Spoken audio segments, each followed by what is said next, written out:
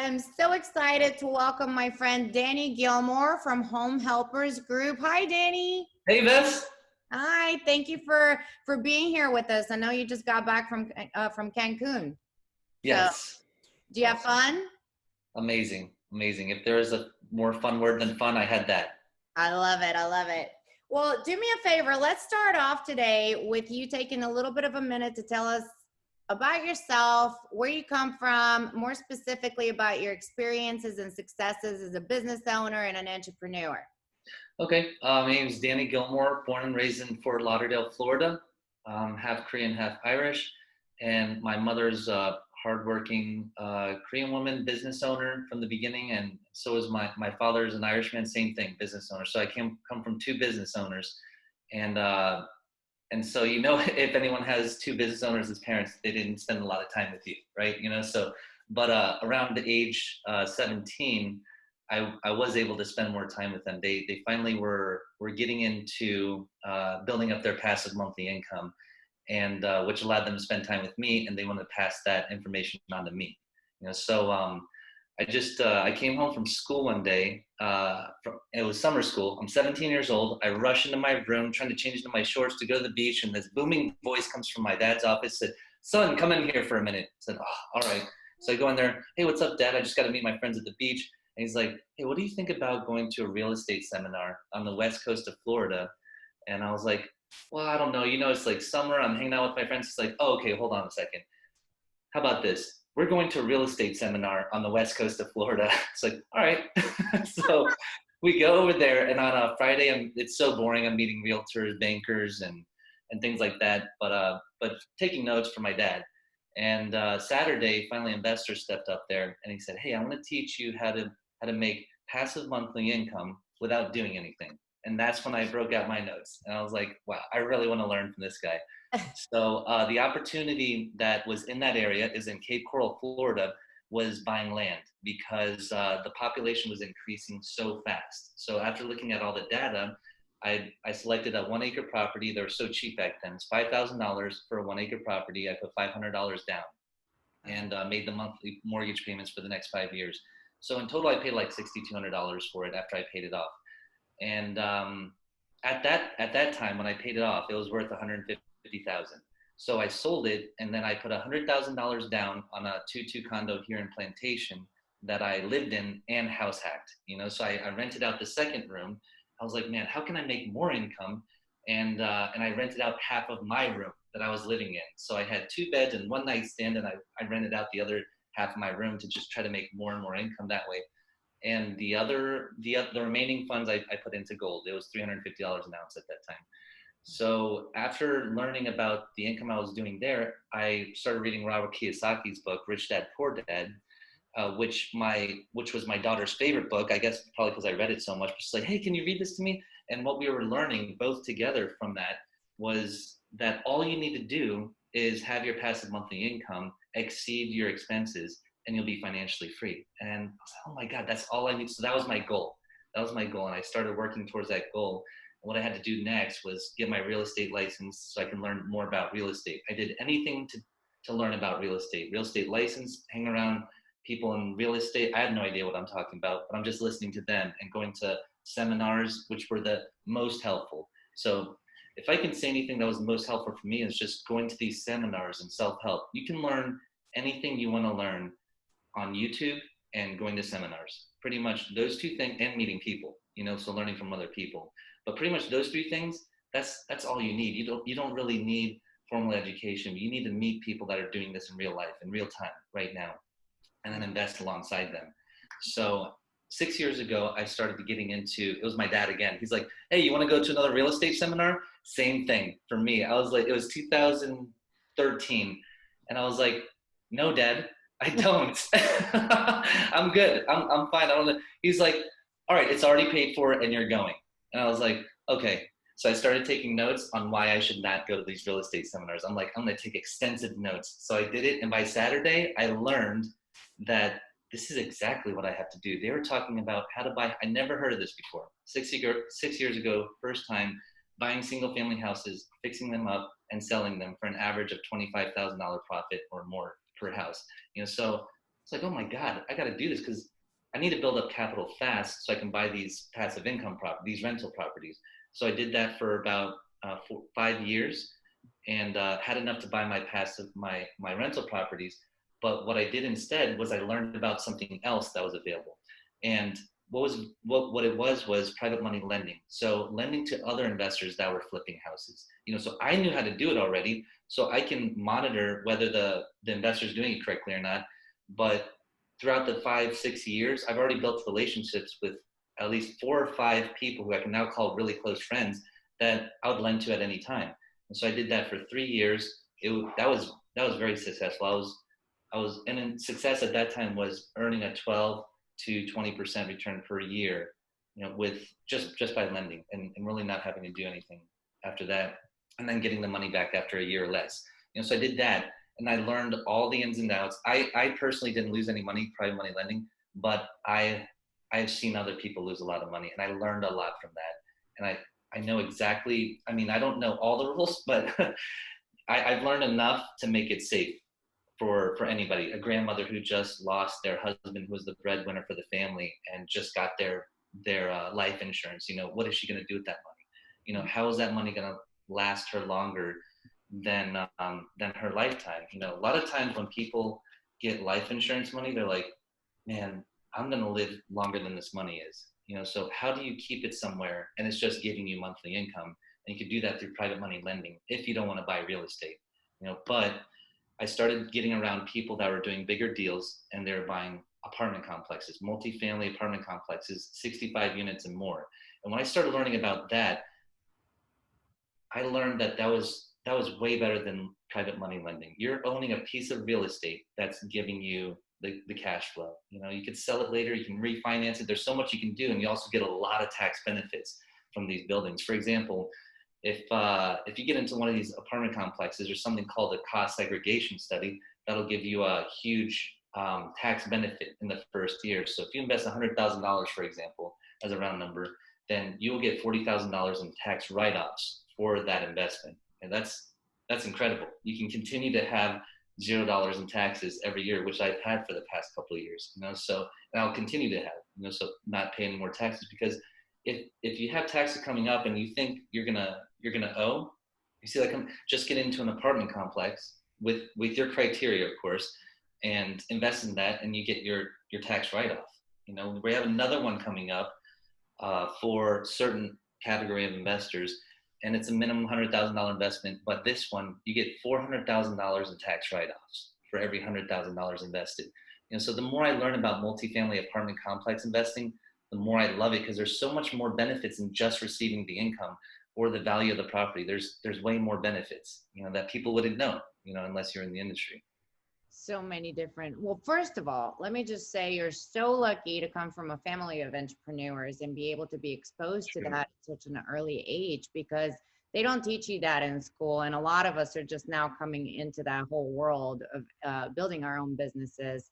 So good for you on that. Kudos. Yeah, you're right. Just like I mentioned, the formal education is after a certain age, it's not necessary, and then just teach yourself what you want to learn, through YouTube, other people, meeting the people, being where those people are. Yeah, exactly. And then secondly, I want to be like you when I grow up. So the Home Helpers Group, essentially this company now, you are educating and helping people invest in those properties. Yes. So this company actually evolved over time. 6 years ago, Home Helpers Group was the buying single family houses, fixing them and selling them.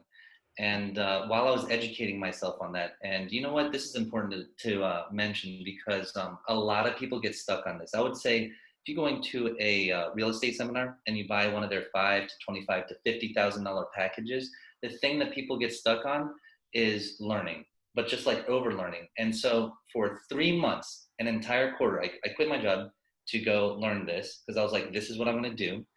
But for 3 months, I was burning through my savings, learning, but not earning, So, there's a certain point where you have to take that step. So I had 3 mentors at that time. And I asked the first one, I was like, hey, so I've learned this and this, what else should I learn, or what should I do? And then she just said, you just got to do it. Just get started. And then I asked my second mentor, Van Merrill, he used to be an ex New England Patriot who started this program. He's worth 85 million. And so I asked him, hey, what should I be doing? What am I doing wrong? There's 3 months had passed by, and he's like, listen, done is better than perfect.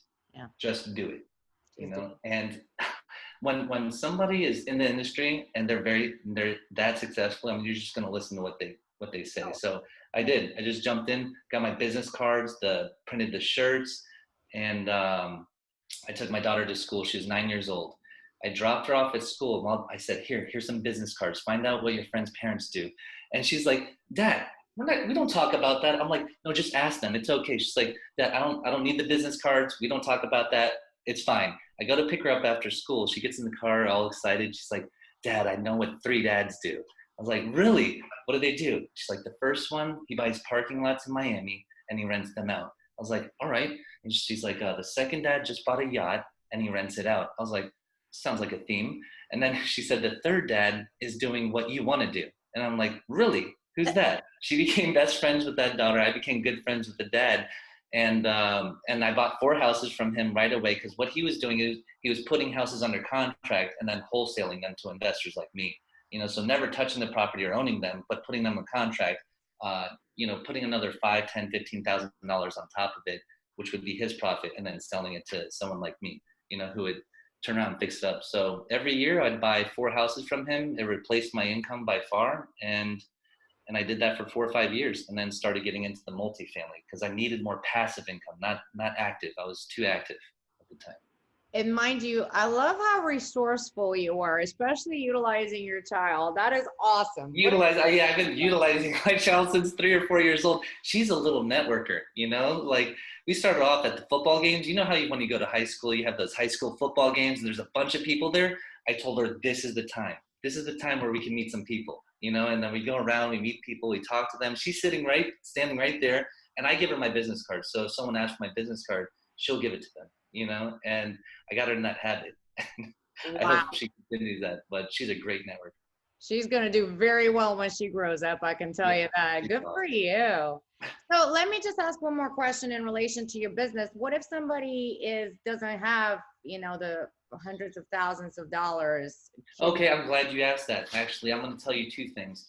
One thing you can always, if you're educated enough and you can explain to someone, how you're going to do your business, they'll lend you money. There are people out there, and you'd be surprised, that just have $500,000 just sitting there doing nothing. They would love to make a 12 to 20% return on their money. They would love it, and backed by real estate. If you can explain it to them correctly, and you can show them who you're working with, like Dan Merrill, for example, like I just mentioned, then they would love to make a 12% return on their money. And so you can do that. Also, I know this Mexican woman, she moved to Salt Lake City, Utah, had nothing. She barely made it here, actually almost died twice while running across the border to make it here.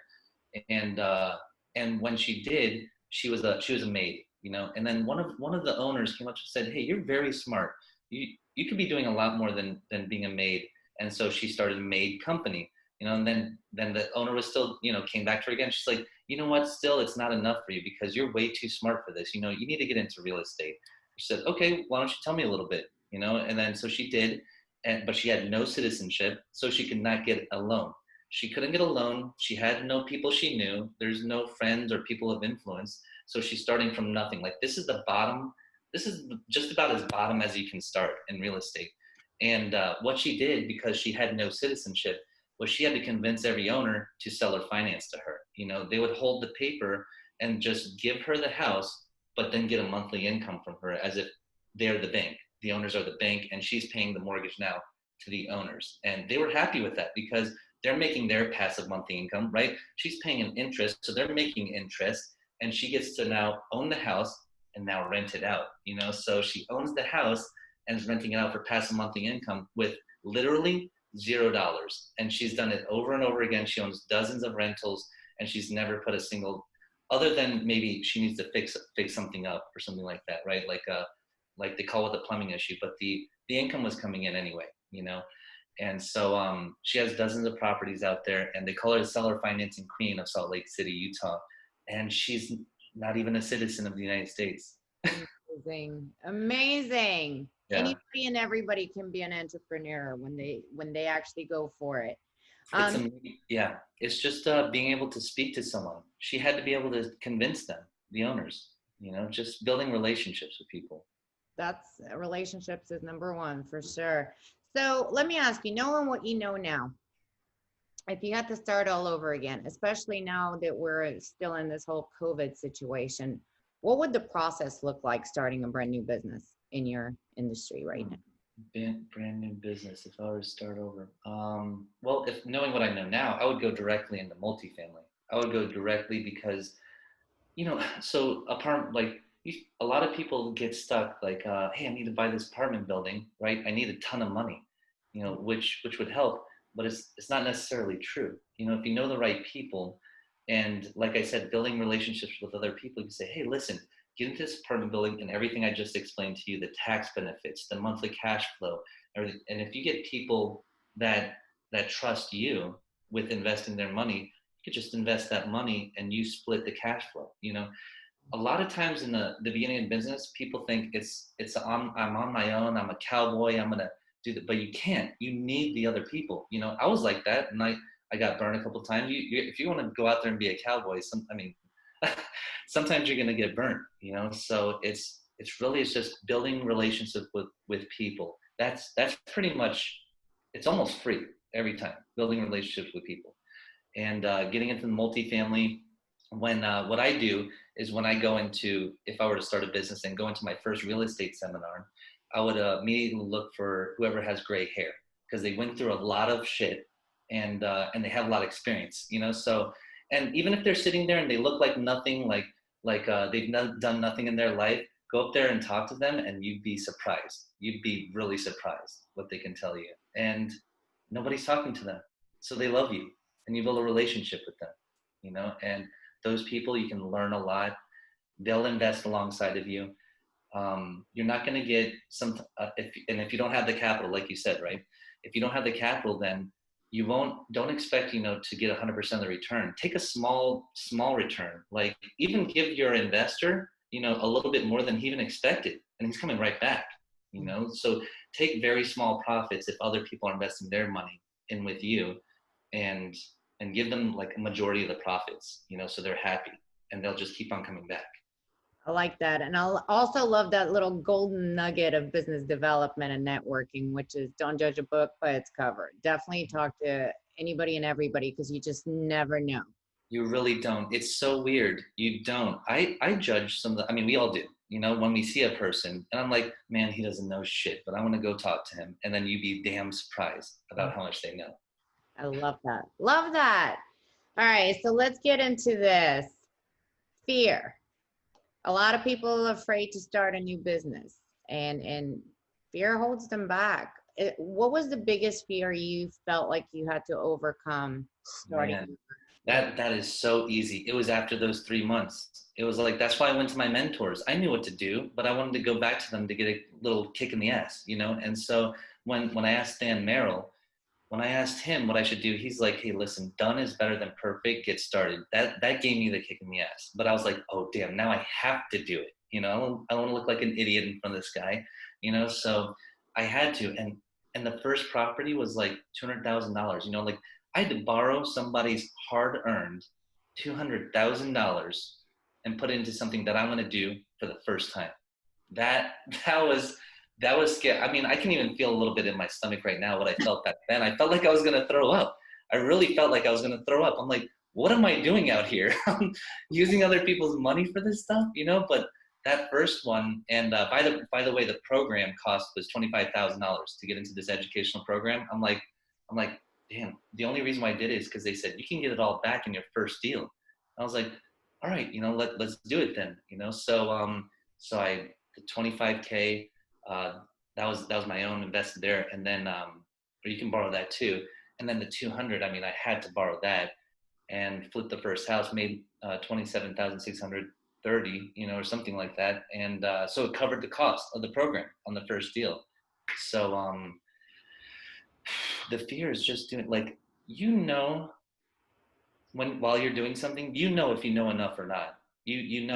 And a lot of times and probably all the time, you're going to always feel like you don't know enough, but there's somebody that does. And you can always call somebody. I mean, right now we can call somebody. You can go on YouTube. You can walk a property with a contractor, not know anything, and YouTube and Google while you're walking through, and voice record. And you're learning as you go. You know what I'm saying? And that's how life is. A lot of people are stuck. I'll say 9 out of 10 people are stuck because they said, oh, I need to learn everything before I go. But no, in life, we're literally learning as we go. You know, the whole time. You'll make mistakes, but those are gold because you're not going to make it again. You know? I like that. That's extremely valuable. So what is success to you? Success is being able to do whatever I want, anytime I want, with whoever I want. I love that. Like go to Cancun in the middle of COVID. yeah, like that's success. And also, you know, my daughter also experiencing that and being happy, you know. So actually success is number one, it's being happy. And I believe that everyone can find themselves if they had a little more time, and that's only provided through passive monthly income. Yeah. You know, so if you have more time, you can learn more about yourself. The more you learn about yourself, it's funny. There's so much, even now in the middle of your 30s or even in your 40s, you don't know everything about yourself. You don't know what you would do if this happened or that happened, or you know. So learning about yourself is probably the most fun and best thing you can do, and that's success. Learning more about yourself every day. How can you do that? You need to have income that's taking care of your bills already. Yeah, 100%. And constantly be growing and evolving. I mean, that's Absolutely. Yep. That comes through relationships and meeting other people too. Yeah, meeting other people are like mirrors. Like you can kind of see yourself like, oh, I learned more about myself because I never would have learned this if I didn't meet this person. You know? So success is meeting yourself and doing anything you want whenever you want. That's deep. I like it. So I know you have a great morning routine to keep yourself on that vibe. I know it. So let's share it. Tell me. All right. I can't take any credit for this because it comes from Hal Elrod's book, Miracle Morning, or Morning Miracle, Miracle Morning. And it's called Savers. The acronym is Savers. You know, so when I read that, I mean, incredible book, incredible person. If anyone wants to Google Hal Elrod, you'll be inspired right away. And so the acronym is SAVERS. The S stands for silence. So as soon as you wake up, you want to begin your day very calmly. 10 minutes of silence. 10 minutes seems like a long time, but here's the reason why you're doing it. And when you go to A, affirmations, what I do is I go on YouTube. Everybody will probably do something different. They'll look in the mirror and do affirmations like, I'm this, I'm this. But what I found is that there's something called the theta mind state, which is between when you're awake and when you're sleeping. Like right in between there is theta, and then your subconscious is now starting to take things in for the first time. Subconscious stops recording after I think like an early age, like less than 10 or something like that, or around that. But you can get yourself in the theta state by getting 10 minutes of silence and then 10 minutes of affirmations. I go on YouTube, what do I want to be today? Or who do I want to be? And I put those affirmations on. It's repeating it to you over and over again while you're in the theta state. So I do that for 10 minutes. And then the V is vision. So now I'm waking up a little more. Now I'm sitting up and I'm closing my eyes. I'm visioning. So I'm visioning. Sometimes I vision, how do I want my body to look? Because I'm working on my body and my health. Sometimes I vision, I'm walking to this meeting and this is exactly what's going to happen. I'm meeting this person today and this is exactly how it's going to happen. You got to envision, what kind of color shirt are you wearing? What kind of blazer? You know, what kind of shoes? How are you walking into the room? You know, are you walking in with an upbeat attitude? So that's envisioning. And then E is exercise. So I don't do 15 minutes. He says do 15 minutes, but I do an hour because I'm working on my body, like I said. And then R is reading, and then S is scribing, which is writing, journaling. And so journaling, as it's the last thing on the thing, I almost never do that. Like it's the last thing on my mind. I'll tell you the truth. Journaling, like maybe I do that in a quarter. Like I do that and there's like 90 days plus in a quarter. I do it maybe 4 times or 5, you know? And it's so funny. I didn't know, maybe I'll find out soon, but journaling is one of the most important out of all of those. And I didn't know why. I met a very successful real estate investor in Ecuador. Actually, I never wanted to invest out of the country, but he convinced me. And I got something in Ecuador. And then I sat down with him. I'm like, hey, if you can tell me one thing, like just give me one thing, like what would you do or suggest to me to do to to get better as a person? And he said, well, do you write? And I said, yeah, I write. He's like, all right, let me see your journal. I said, well, I don't I don't have a journal, like I don't. And he's like, that's important. You need to start journaling every day. At the end of the day, you need to journal what you did through that day. And you know what happens? You know what I found out? My grandfather did it every day. I mean, he had a journal like on his breakfast table, and dinner table. And you know what you find out is, have you ever had a time when you had something in your mind? It's like, damn, if I say this, we're gonna get into a huge argument. There's gonna be chairs thrown, and you overblow it. But then when you actually do it, then nothing happens. It's like Yeah. so small. You know what I'm saying? So when you journal and look back on your day, you can precisely see exactly who you are. Pretty much, you get to learn more about who you are and what decisions you make, and you can do it in your mind. But things are different in your mind than they are when you say it out loud. Things are different in your mind than when you put it on paper. And it seems like the very successful guys, when they put the things in their mind on paper, they said that's when you can really see. You get the correct perspective when it's on paper. In your mind, it's something, it's an idea, but on paper, it's real and it's perspective. It's the right perspective. And I'm gonna have to journal some more. You know what? It's funny you said that. I've been told my whole life to journal, and it wasn't until right before COVID hit that I sat down and I did the Better Life Journal with Dean Okay. Graziosi, and now I'm just obsessed. If I miss a day now, I can't. I feel different. That's the great thing about building good habits, is that you become nervous if you're not going to do it. Like midnight's approaching and you still haven't done it, you start getting nervous. That happens to me sometimes, but that's great. You need to build those good habits like that. Love it. Well, anything else you want to share with our audience? Any tips, tricks, or anything else before we wrap up? Yep. Absolutely. Because in any kind of business, and like I mentioned being a cowboy before, because that's exactly what I wanted to do. I didn't want any business partners. I wanted no friends. Like, let me just do my business. But you are going to have business partners, in your life. You're always going to have partners. You're always going to have business partners. So in business partners, what I learned, it's so funny. It seems natural, but it's not, because it's business partners, right? If you can't have a drink with that person, if you can't sit down at dinner and have fun and have the same sense of humor, it seems like it's something so small. But if you can't get along with that person on an evening out type of a thing, then you probably shouldn't do business with them. Right. And that, I don't know, because while you're in the contract, while you're in the business, those same quirks and personalities, those all come up from just that one evening with them. If you can't get along with them, then you shouldn't. If you can't have a good evening out with them, you shouldn't do business with them. I like that. That's very good. That's very good. You have to connect on a different level. Personal level. Yeah. Yeah, not just all business, which is what I wanted in the beginning. But then I started learning that a lot of your best business partners become your best friends, and a lot of your good friends become your business partners. So it's almost like one in the same almost. Yeah. I like that. Well, thank you so much. Where can people find you? And are you open to mentoring people if someone wants to get a hold of you? I could, yeah, absolutely. So I don't charge for it. If anybody has any questions, they can reach out to me. My phone number is 954-822-3744. Or we can put a link to my Instagram or Facebook page, so they can reach out to me there, or just text me if they don't feel comfortable doing a phone call in the first one. For me, I love phone calls. I love face to face, so that we can really dig to the center of what the meeting's about. I like that.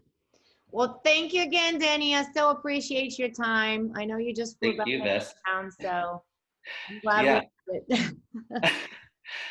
All right, Vess. Thank you very much. I really enjoyed this. This is cool. I'm glad. All right. Mwah. Thank you.